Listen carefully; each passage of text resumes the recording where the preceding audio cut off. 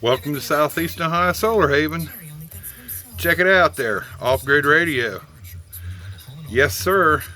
Pioneer double din head unit, CD player, MP3, all the happy jazz. You know, it was in one of my car audio setups, and then I upgraded to a newer head unit. But it runs off my 12-volt setup here, as you can see. I use a EP Ever tracer unit, 30 amp charge controller, hooked up to 460 watts of solar now because I changed that around today. And I have 3 of these type of batteries. I got one here and 2 down here in the box. And I've got, you know, 1500 watt power inverter if I need, or a 300 watt Ames. They're 12 volt inverters. I kind of use this as my charging station right here because I use my DeWalt battery charger, and got a little 12 volt car heater to knock the chill off sometimes. Don't have to run it too long, but yeah, just a little 12 volt setup. I call it my glorified phone charger because everything 12 volt charges off of this, even though I can do 12 volt on my larger system. But yeah, as you can see, you know, batteries are topped off. I got it hooked up to a little car radio, something that check this out. I made my own little 12 volt LED light. I took 2 pop cans, glued them together, wrapped them with aluminum tape, and wrapped these LED strip around it. Makes a nice little lamp actually. And yeah, I was waiting for some final pieces because I couldn't get the radio stations. They'd come in, but I needed something different. So yesterday evening, the final parts came in. All I needed was an extension cable for the radio antenna. So what I done, I come over here to the side of my house here, put a simple pole mount car antenna up. That way I can have off-grid radio, and it works out that way. Yeah, same mess. I got a little bit of spinny spin today. Temperatures are high. You can see over there I got a neighbor mowing grass. Like, holy crap, I'm probably going to have to get on some of my grass too. I disconnected this panel today because I was wanting to do some testing. So what I done was I went and connected. I have this set, and then I have this set, and this is 460 watts. And then I was really perturbed. I come out here, and this is what you get: flat tires. And I'm gonna go ahead and say it. I never said I would mention it, but you know, Harbor Freight can kiss my behind. I'm getting tired of buying wheels like that from them. You pump them up, and a week later the damn things are just flatter than a pancake. I don't understand. Why can't they sell something worth a hoot? I'll call them out on it. I don't care. Got some trash picked up today. I didn't get down there. Didn't feel like it. It was bad enough on the side yard. But it's a typical warm day. Starting to cloud up. A little bit sunny. A little bit windy. I like wind. But yeah, that's what I did today. You got switch some stuff around there. I'm experimenting with the 12 volt system a little bit, you know, get better performances out of it. It's only a little 300 amp 12 volt battery bank, but for 12 volt use, low power usage, I don't need a lot of power. Like I said, it's a glorified phone charger. Fun stuff. But yeah, it's been warm here. You know, everybody's practicing their social distancing. My social distancing is not 6 feet. It's more like, you know, a couple thousand. So, yeah, I like the woods still. I mean, he's probably, you know, through the woods there. Whatever. Nearest neighborhood. Still doesn't stop me from taking a leak in my backyard, though. Country boys will do that to you. But yeah, looks like I got a little anthill going on here. Have to get on to those little dudes. Hate ants. They suck. But yeah, we're sitting here on the hill here.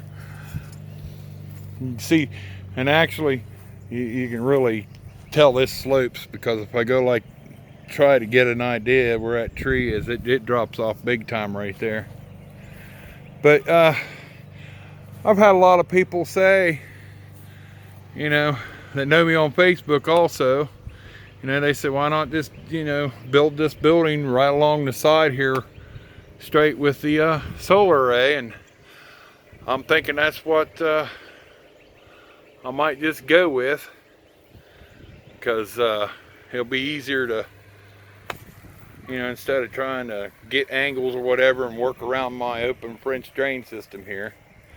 And a buddy of mine, I want to walk this because a buddy of mine was talking about this. You can see how, I mean, this is all deeper it is. I mean, even some of the pipe even shows here. And I walk along through here, you know, it goes clear up front. But of course it goes underneath the solar panel. But as you can see here, this is what I did. With water, I mean, you can see the elevation of this hill, and it just sloops down on me. And I dug down about a foot, laid gravel down. Now this was the fun part, because I didn't have a way to get this tree stump out of here, and we kind of curved around it. Of course, water was standing here to begin with, so I made a lower point right here to take care of water, because I'm not sure if you can see, this tree stump's probably about 3 or 4 inches high out of the ground, and water was standing over top of this, and it would come over here and flood up against my side of the house and go down inside my, whatever you want to call it, basement window protector, and fill up the well there. It was just awful. And I did this clear up front here, up here to the tree. Now it ends right here. The tree's probably 10, 15 feet away. But this was a low gathering spot for a lot of water. So I ended it right here. But what this done, it kept the water away from the side of the house, and it gave it a place to drain. But yeah, it works out great. I had questions about, you know, how deep did you do it? You know, basically it's probably less than a foot in the ground. Actually, I think I went like this shovel spade deep. That's what we did. And I can sit here, see if I can uncover the pipe. Yeah, this pipe's in here deep, right there. So you can see the top of the pipe. So that's probably about 3, maybe 4 inches of gravel on top of that pipe. But I done open drain system like that because water just flows right through the gravel, gets to the pipe, and gets the heck out of here. And it works great. So anybody having drainage issues and they want to get water off their property, this is the quickest way to do it. And it's pretty cheap to do. Get you a couple friends, start shoveling dirt, dig you a ditch, throw you down a layer of gravel, throw your pipe in, and throw your gravel over top of it, and take your pipe where you want it to, like I did here, because this slopes off. Because you can see this from a distance, probably on camera. It actually slopes off downhill. It's not level here.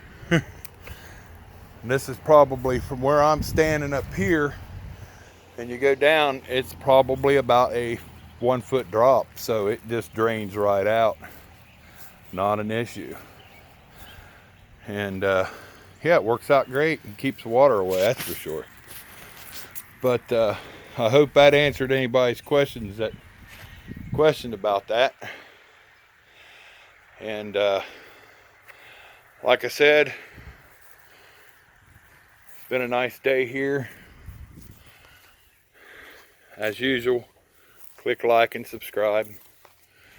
It only hurt once.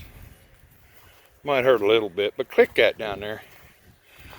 And give you an idea on what to do with an old car radio I had laying around. Check this out. Here's my buddy in the window. Oh, he's gonna run. See my little buddy? That's my little buddy. Say hi. He's so curious, aren't you? That's my buddy Domo. He's like, I don't like a camera. Kitty cat. But anyway, have a good day. You know, I guess keep your social distancing going. Distancing going. And like I said, once again, click like, subscribe. Won't hurt. It only hurt once, but it won't hurt too bad. And stay healthy out there. And I'm out of here. Goodbye, geek.